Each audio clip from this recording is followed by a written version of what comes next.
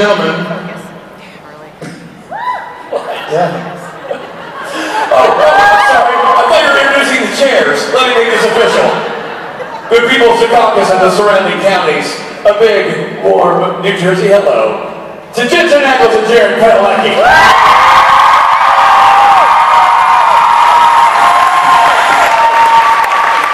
And as I was saying,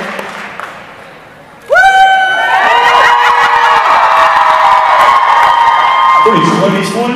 What's happening? I'm so confused. well, a joke, I was like, do I, what? My best, howdy, New York. New Jersey. I was talking to my friend who was my friend, she's First thing new. This is what we call in the business a strong opener. This is swinging for the fences. Where is it? Good Lord. Miss York. See? This is your brothers. I'm a bunch of them. Same name. Why don't you introduce the chairs? I'm leaving. Good luck, boys. Have fun at Secaucus. Thanks, guys.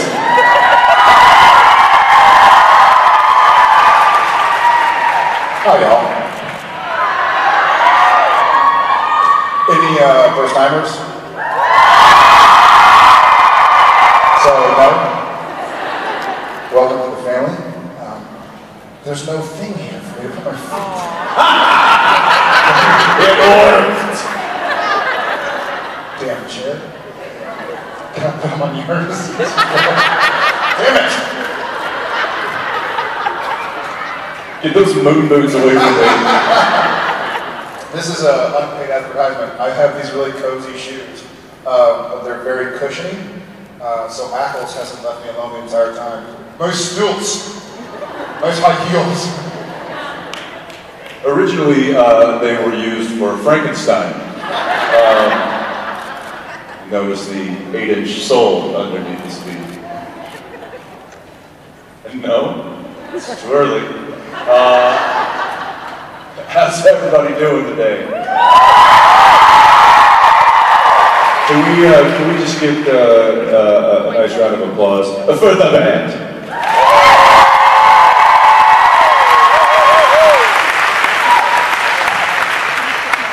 The important parts of the band. Bob isn't here right now. That's the first time Norton's agreed with you in about six months. Hey! All right. Without further ado, we seem to have a different. Yeah, boy, they lined up today, didn't they? Let's start over here. How are you? I like your shirt. Thanks. Hello, boys. Hi. Hello. Hello, boys. I don't want to insult that. So my question is, we know that Jeffrey D. Morgan, John's supposed to come back for season 12, but then he sold his soul to Walking Dead. So if John had come back, how do you think season 12 would have gone, especially with the British Men of Letters hunting the American hunters? That's a good question. He'd have been pretty angry, it seems like. I think if and when John comes back. I actually had a conversation about this last night with his lovely wife, Hillary. And I was like, I mean, he'd come back, right? She's like, yes, he will. So he may not know, but the decision's been made for him. But I think when that does happen, it'll be interesting because there, in my opinion, I think there will be a slight power struggle on behalf of the sons and their father, because the brothers have essentially been running the show now in his absence ever since. So you get Dad coming back in, assuming a bit of an authoritative role. I think it might lend itself to some interesting dramatic scenes. See, I thought he went to Walking Dead so that he could kill Lauren Cohan for having messed with the boys at season 3. So, So he's going to come back with lottery tickets. It's going to be a winner, and we all live happily ever after. We all get baseball bats. Thank you for your question. Thanks. Howdy. Hi. Hi. Hi. Howdy. Actually, I'm here with my friend. She bought my tickets. It's my first time here, and she had a question. We work in childcare, and we were wondering if you guys ever do drop off and pick up for your kids at school. And, are the kids really big fans? I think most of ours are too young to know. We work with actually infants and young toddlers. Are they big fans of Supernatural as well? We talk about it a lot. They see your picture, all the guys. The first experience I had of it, I guess with Tom and Shep, and Odette obviously is not even 2 years old yet. With Tom and Shep, their kids don't really know, and their buddies at school. And I guess Tom and Shep know that Uncle Jensen is on TV with Daddy, and this and that. But my niece is she's 10 years old, and I remember about 2 years ago, she started going, "Hey, Uncle Jared, why are my teachers asking if I know you?" And I was like, so she's old enough to grab a computer and Google search and stuff. So hopefully she'll been watching the scenes with Uncle Jared and Jen. Say again? Sorry, even if the kids don't know, I'm sure the teachers are all. Well, I was dropping off JJ the other day, and there's a security guard there at the school, and this was the first time I met him. And as I was walking by, he just kind of put his hand on his belt, and he just kind of leaned over. He's like, "You're not packing, are you, Dean?"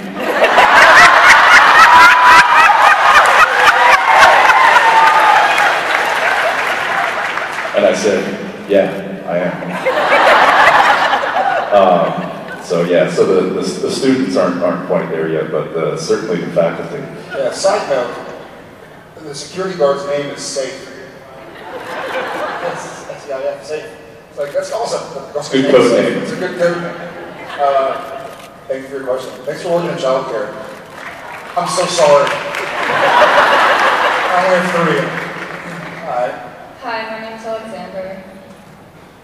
I asked this question to Misha yesterday, but I was interested to see what your response would be. The correct answer. I have really bad stage fright, and so I was wondering if you had any tips on how to get over it. Do you have any tips? Because 20 years on camera. That's good. I'll tell you one thing that helps us here right now is that the lights coming from that side and the lights coming from that side prohibit us from seeing anybody out there. So we're hearing a question coming from you and delivering it out to just blackness. We also go back to work on Mondays a little more tan than we left. A little more cooked. A little more cooked. I think we're well done now. I don't think it's easy for the majority of people to get on stage and speak, and I will say that finding a way to get comfortable with that is different for everybody. Whether it's the old trick of picturing everybody naked, which I don't think ever works, but it might for somebody. Apparently it works for Norton. But that's just weird because he does that walking down the street. So,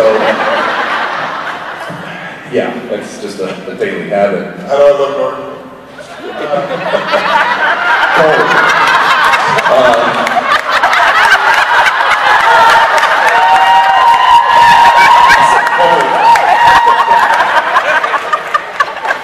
Anyway, don't think about that. Before we go off on a tangent, I think what's helped me, I've had a chance to think out there. This is going to sound I don't want this to sound mean-spirited, but the only thing not the only thing, the main thing that kind of helps me if I do get stage fright again is reminding myself that it's not my job to control what other people think of me, as long as I'm doing what I want to do. So you're not going to be able to control if somebody wants to say mean things or nice things or love you or hate you, whatever their predispositions are. So just be yourself, do what you want to do, and own it, and know that it's your job to make yourself happy.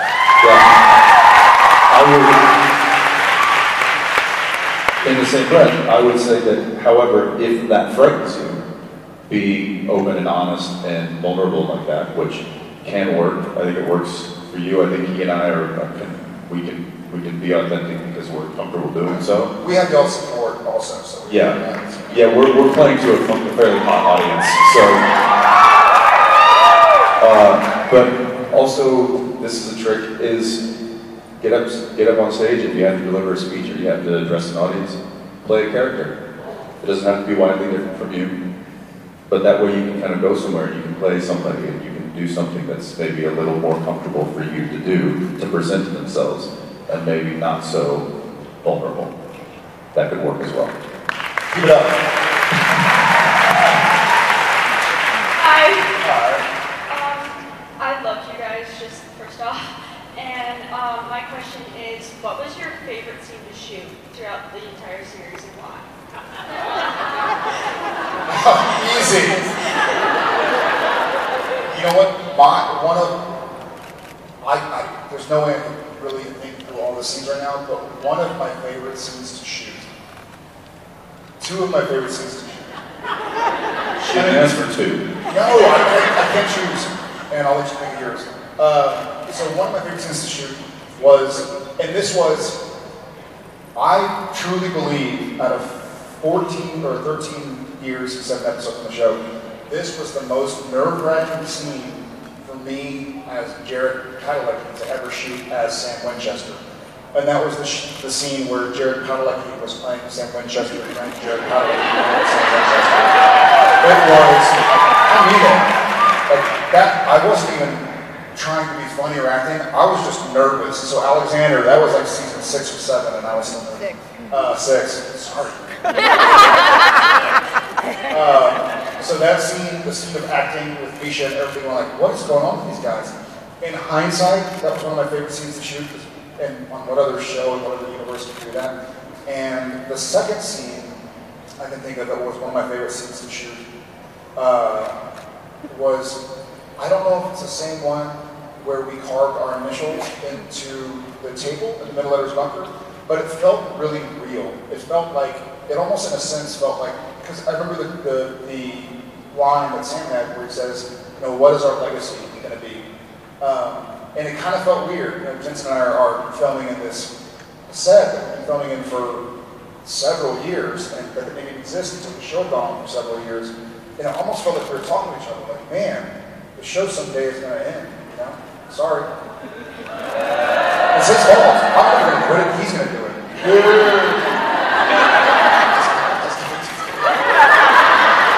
But it felt like a cool scene to sit back. He and I are workers. We enjoy the process and the work, but we're not really the type to reflect on like how cool it's been to be. It's more like got a job to do. It's like a trunk. In real life, we're very focused. And, great, cut, next scene. Let's go rehearse a new trailer. Let's go run through it on set. That felt like a cool, just a second to toot your own horn and move on. Yeah, for me, it's those favorite scene is hard to choose from. It's more favorite moments, and those moments obviously occur during the scenes.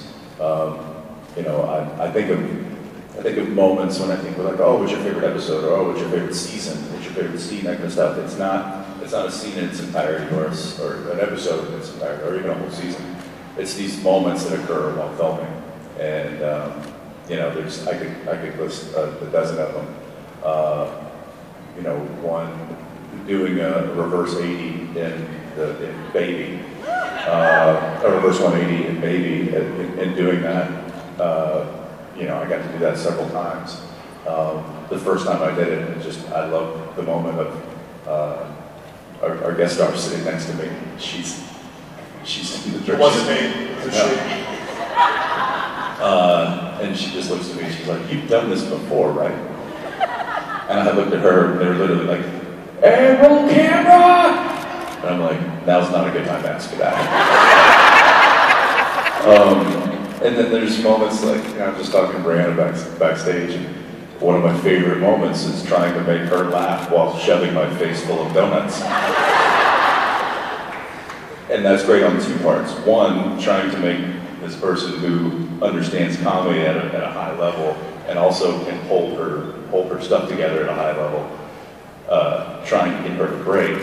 And then the kicker was I got to eat donuts for the whole scene. So there's the show and the memory of the show is made up of those moments, and those are the highlights in my mind. And I'm very thankful for many of them. But really quickly, if anybody is recording this on iPhone and going to post it to YouTube, the real answer is my favorite scenes are all of the ones with season 4 Ruby, and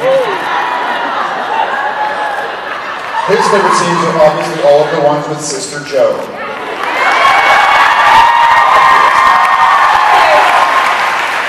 And cut. As if she's gonna watch this. Hi, my name is Lindsay. Hi, Lindsay. My question is for Jensen. Cool. How much you know? What's your favorite part of directing? What's your favorite part about directing an episode? Well, much like asking favorite, scene or something like that. There's a lot of facets to directing that are really fun. Otherwise, I don't think people would do it. One of my favorite parts is showing up day one of prep. So we spend about a week and a half prepping the episode before we ever go to rolling the cameras on that script. And day one of prep, we have what's called a concept meeting. And we sit in this big conference room with all of the heads of the various departments. The head of the props department, the head of locations department, the head of the art department, the head of paint, head of picture cars, head of construction, all of them. The head of all of these departments. And we sit there and we open up the first page and we all put our heads together and crack this code that is a script and figure out a way to make this happen. And for me, that's one of the most exciting parts about being a director, because as a director, I like to say you're kind of the captain of the problem-solving squad, and it's up to you to get these people together and help make what this problem is. It's a jigsaw puzzle, and it's up to us to put it together. And so I find that very challenging and exhilarating and fun, and that's one of my favorite parts for sure. Yeah. And also being able to tell them what to do. Hey, wait a second. Thank you. And then him not listening to me, doing what he wants to do anyway. What did he say? What? Thank you. Thank you. Okay. Hi, I'm Jordan. Hi, Jordan. Hi. So I just want to say that you two are very inspirational to me, especially you, Jared. So my question is there someone in your life?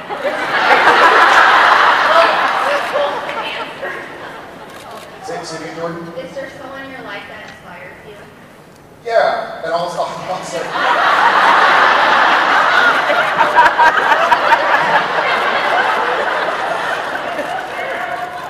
We all understand.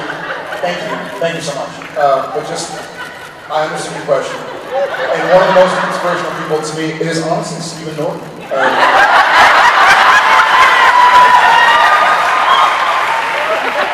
You know what?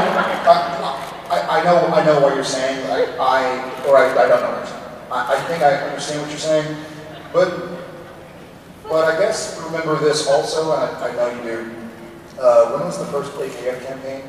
It was in 2014? 2015.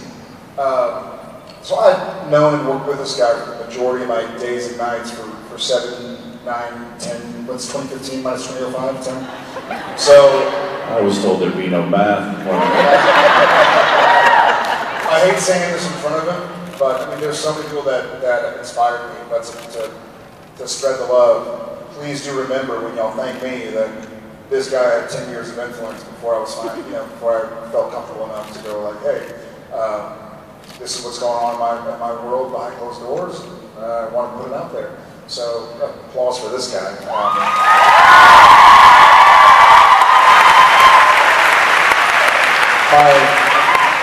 There are obvious things. My wife is amazing. I'm trying to think of people. You know what? I love to read, but I especially love reading nonfiction books. I'm so inspired and intrigued, and my curiosity is piqued, and I'm so motivated when I read about somebody else's struggles. I sit in traffic for 5 minutes and I'm like, ugh. I always have bad traffic, and you go, wait a second, this person dealt with this, I've dealt with blah, blah, blah, so I think if I can say anything, I'm trying to look for something poignant.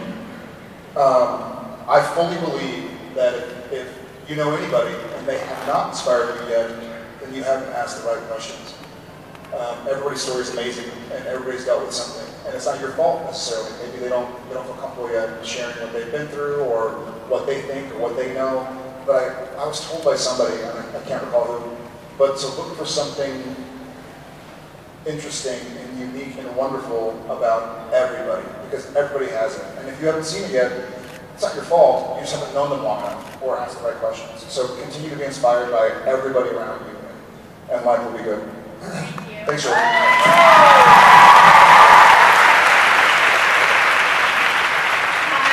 Hi, my twin sister and I really love you guys, by the way. But, my twin sister and I really love the two of you, by the way. Okay, yeah, she's over here. But my question revolves around the show's previous plotline reviving itself. If Dean/Michael is the new King of Heaven, and I think Sam is going to use all the power and resources of Hell and become King of Hell to fight Michael and save Dean. So in reality, it'll be like one King of Hell, one King of Heaven fighting against each other, like the previous show intended. So what do you think that will be like for the brothers, and what do you think, how do you think Sam and Dean are going to handle this? If that is the case. Speculative.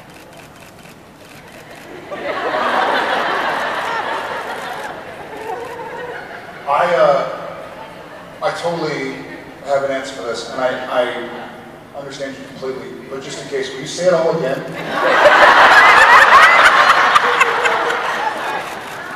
Like saying Dean is King of Heaven and you are King of Hell. You think that, how do you think it would be for the brothers?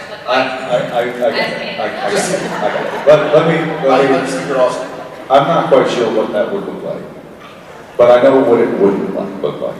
It wouldn't look like the end of season 13 where we're strung up with wires fighting in a church.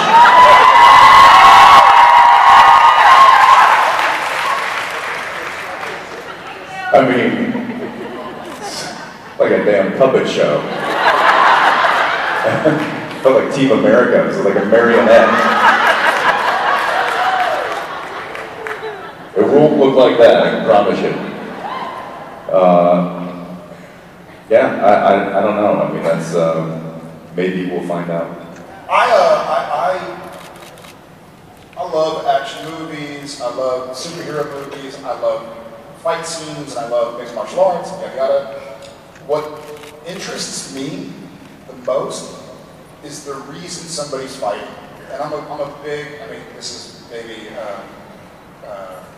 can upset some people, but I'm a big UFC fan, and I enjoy the art part of martial arts, and I love chess. But I would much rather see the two best fighters on the planet talk about why they're fighting. It's almost a joke, you want some James Bond movies where the guy could just shoot a gun because James Bond is tied up, but he's like, and this is why I'm doing what I'm doing, Mr. Bond. And they always talk like Mark Shepard, whom I love. But it's always the exposition part, which can be so boring. I'm so much more interested in why somebody is doing what they're doing, what they're into. So maybe in a boring sense, my ultimate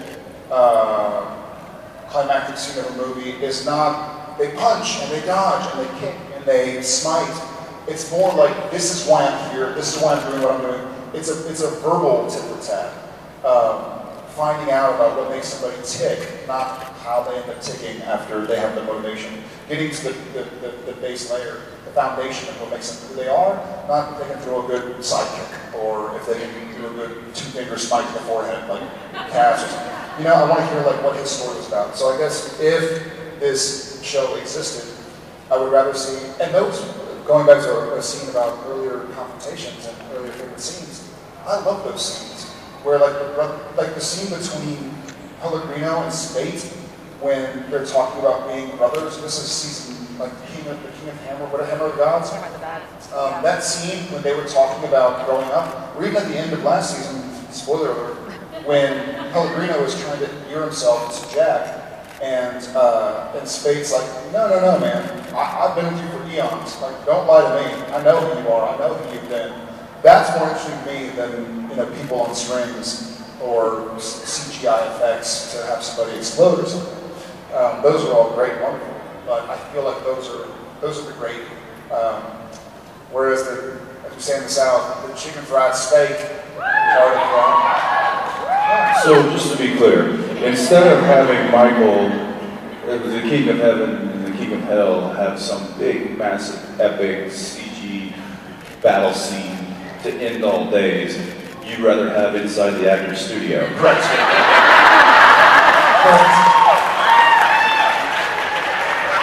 I mean, look, give me a Transformer any day. Will there be helicopters? Well, what's going to explode? Yeah, thank you so much for your question. That was a wonderful question. And say hi to your twin sister. See, that's Old and New York. They're twins. And I said hello, New York. Hey, Jared. By the way, and it's like looking to the sun right now. As are you. That's just those over there. Wait, real quick, just so you guys know, what's the capital of New York? Old York? Damn it! Old York. That's what he said. I knew Albany. It was New Hampshire. Oh, what's the capital of New Hampshire? Old Hampshire. Old Hampshire? No. Sorry. Hi. Hi, my name's Emily. First of all, I just want to say thank you for your Always Keep Writing campaign, and in general, your characters, the whole show, you guys are amazing. So Thank you, Emily. My question is for both of you, actually. I wanted to know what your new favorite funniest moment on set is. That's a great question. Thank you, Emily. We've had a lot of stuff. You go first. Oh.